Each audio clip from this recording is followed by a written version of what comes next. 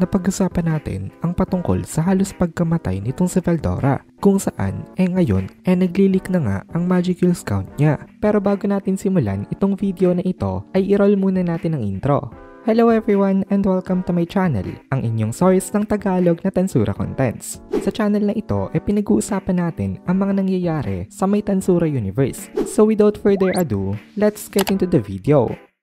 Nag-upload na nga pala guys ang Kohay PH ng Tagalog na solo leveling. Kaya kung gusto mo makapanood ng Tagalog solo leveling contents, bisitahin nyo ang Kohay PH. Link in the description. So paano nga nakasurvive itong si Veldora? Ginamit niya pala fully ang kanyang probability manipulation ng kanyang ultimate skill na kay King Nyarlathotep para i-push ang kanyang limit. At dahil doon, barely siyang nakasurvive sa may atake nitong si Dagrawel. Inialaw ito nitong si Veldora na mag-pass through sa kanyang body at nagawa niya makaligtas ng dahil dito. Pero hindi nga siya unharmed. Lahat ng kanyang mga clones ay na-obliterate at ang kanyang body ay nagtama pa rin ng napakalaking damage. Kung ang old Veldora daw ang tinamaan nitong atake na ito, siguradong hindi daw yun makakasurvive. Nagsalita itong si Veldora. Nagamitin daw uli nitong si Dagrawel yung ataking ginamit niya kanina. Napatitig naman itong si Dagrawel dito at hindi niya nga maintindihan kung bakit nakasurvive ito. Parehas na ngayon na kailangan na maging careful masyado nitong dalawa. Kasi ngayon nga,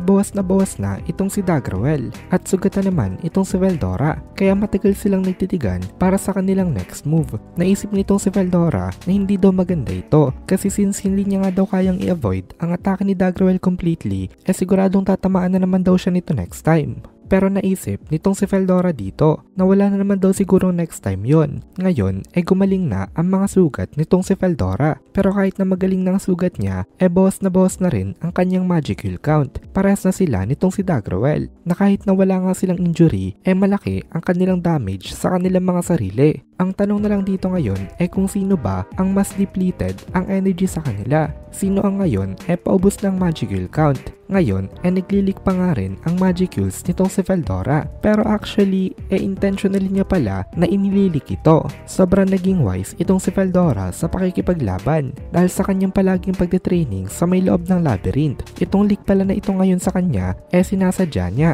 Palabas lang pala talaga ito para isipin ni Dagrawel na wala na siya halos maibubuga. Napakalakas daw ng Quasar Break nitong si Dagrawel at nakapag-cause daw ito sa kanya ng mas malala na damage compared sa kanya expectation. Pero still hindi pa rin daw ito fatal. Pinagmukha niya lang talaga na sobrang lala nung tama niya kanina para maging off guard na itong kanyang kalaban. Tandaan natin na kanina nabuhasan na itong si Veldora ng energy bago pa man sila makapaglaban nitong si Dagrawel. Kasi nga hinigop ni Xion ang magicals niya, pati na rin itong si Ruminas. Kaya from the start in a disadvantage na itong si Veldora. Pero ngayon nga ba gaano na lang karami ang kanyang magicals? Ito ay less than 50% na lamang. Pero sa isip ni Veldora as calculated naman daw ay makakasurvive pa siya gamit ang ganitong amount. Halos equal ngayon ang energy nitong dalawang to. Itong si Dagrawel yung una merong 110 million na existence value habang meron namang 90 million itong si Veldora. Although it seems na mas malakas dapat si Dagrawel sa kanya na-i-balance ito ng possession niya ng isang ultimate skill.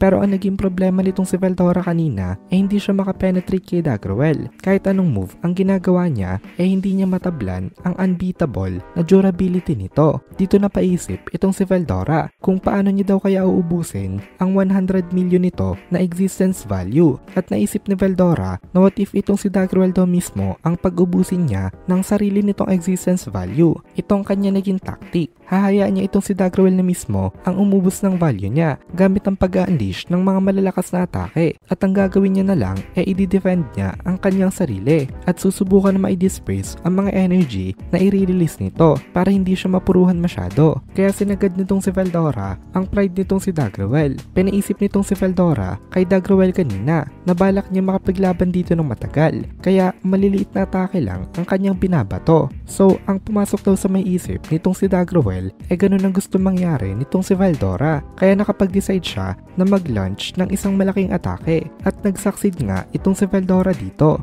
according sa estimation nitong si Veldora ngayon, same na sila ng kanilang mga value. Or maybe, mas mababa na nga daw ang value nitong si Daggerwell sa kanya. Grabe ang ginawa dito nitong si Veldora. Imagine 110 million versus 90 million.